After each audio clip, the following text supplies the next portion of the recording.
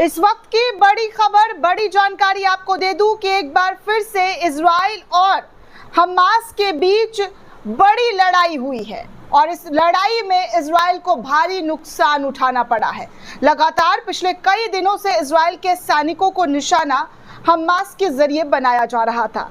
आज सुबह, जी हां, आज सुबह सवेरे फिर से इजरायली मीडिया ने दावा किया है कि गाजा शहर के पूर्व में सुजाया इलाके में सुबह सुबह लड़ाई में 4 सैनिकों के घायल होने की खबर निकलकर सामने आ रही है, जिनमें 2 की हालत बेहद गंभीर बताई जा रही है। बड़ा हमला दोस्तों इस वक्त फिर से इजराइल और गजा पट्टी के अंदर हमास के जरिए किया गया है।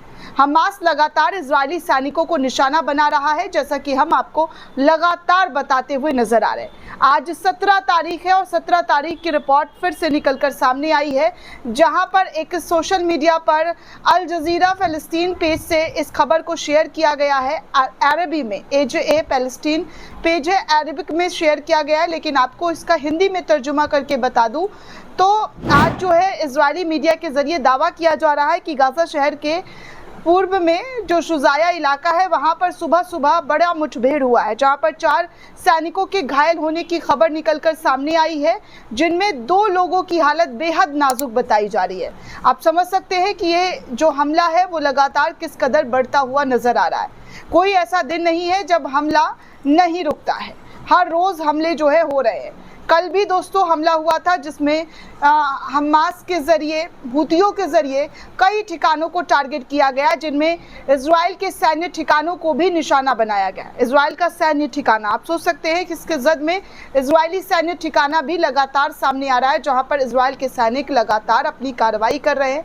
फिलिस्तीन के लोगों के साथ जो हाल किया हुआ है वो अपने सैन्य ठिकानों पर छुप छुप कर किया जा रहा है। वॉर जो है किस तरीके से हो रहा है आप सभी के सामने है। हर वो वीडियो, हर वो जानकारी लगातार हम आपको साझा कर रहे हैं। इसके बावजूद भी अब इजराइल के साथ 2 हाथ, जी हाँ, हाथाहाथी करने की तैयारी हमास के जरिए, हूती के जरिए, हिजबुल्लाह के जरिए कर दी गई है और अब सीरिया के लड़ाकू के जरिए भी इस जंग में कूदने की ऐलान कर दी गई है कि अगर सीरिया के अंदर बमबारी नहीं रुकी तो आने वाले दिनों में हिजबुल्लाह और हूती के साथ मिलकर वो इजराइल को सबक सिखाएगा और उसके कई इलाकों पर हमला करेगा। आगे कुछ और जानकारी सामने निकलकर सामने आई है दोस्तों, जहां पर इराक में फिर से अटैक हुआ है। जी हाँ, इराक में फिर से अमेरिका तेल क्षेत्र पर ड्रोन से हमला किया गया है। प्रतिदिन कहा जा रहा है कि 2 लाख बैरल तेल का उत्पादन जो है रोक दिया गया है। कल भी अटैक किया गया था ईरान में, इराक के अंदर दोस्तों। जी हाँ, इराक के अंदर अमेरिका का जो तेल क्षेत्र है उस पर, और आज फिर से एक नए हमले की खबर जो है निकलकर सामने आई है ईरान ऑब्जर्वर के हवाले से। आप इन तस्वीर वीडियो को देख सकते हैं कि धुएं का गुब्बार किस तरीके से निकल रहा है।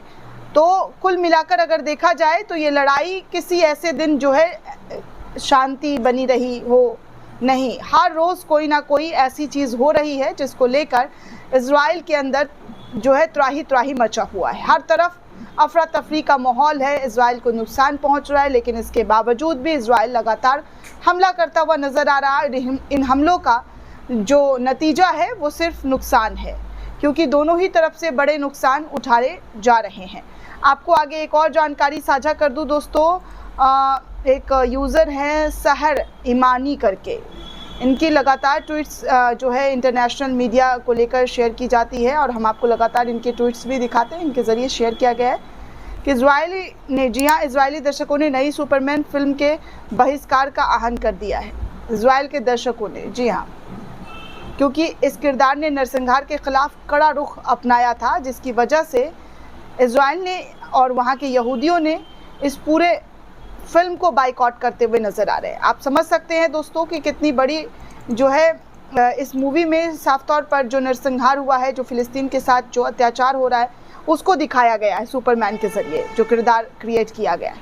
तो इस फिल्म को जो है दोस्तों ये किया जा रहा है कि भैया हम इस फिल्म को नहीं देखेंगे। आगे दोस्तों कुछ और जानकारी निकलकर सामने आ रही है, जहाँ पर ट्रंप के ज़रिए, जी हाँ, ट्रंप के ज़रिए कई बड़े कदम उठाए जा रहे हैं इस सीज़ फायर को लेकर।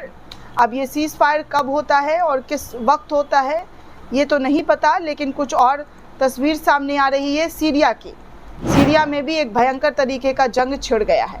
दरअसल सीरिया के राष्ट्रपति अल शरा ने कहा है सीरियाई विद्रोहियों को इजरायली कब्जे वाली सेनाओं से गोलान हाइट्स को मुक्त कराने के लिए तैयार रहना होगा। तो सीरिया के भी राष्ट्रपति ने अपने ललकार जो है वो भर दिया है और कहा है कि जो इजराइल के कब्जे में है जो क्षेत्र गोलान हाइट्स, उसको इजराइल से मुक्त कराना होगा। मतलब कुल मिलाकर देखा जाए तो नए नए जंग की तस्वीरें लगातार देखने सुनने को मिल रही है। इस जंग में कितना नुकसान हो रहा है वो सब आपके सामने है, चाहे वो सैन्य ठिकाना हो या फिर और भी चीज़ें, वो लगातार दिखाई और सुनाई दे रही है।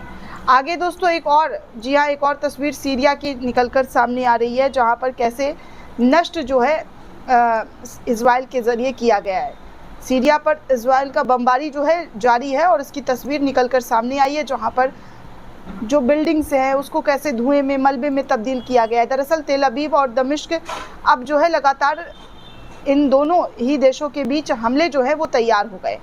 तेल अवीव पर निशाना बनाया जाने की बात की जा रही है सीरिया के ज़रिए, और दमिश्क पर जिस तरीके से हमला किया गया आप साफ तौर पर देख सकते हैं कि कितने बड़ी तादाद में दमिश्क जो सीरिया का राजधानी है वहाँ पर अटैक किया गया है, सैन्य ठिकानों पर अटैक किया है। सीरिया ने गोलान छोड़ दिया है, उन्होंने अपने सब कुछ छोड़ दिया, लेकिन इजराइल अब भी उन पर बमबारी करता हुआ दिखाई दे रहा है।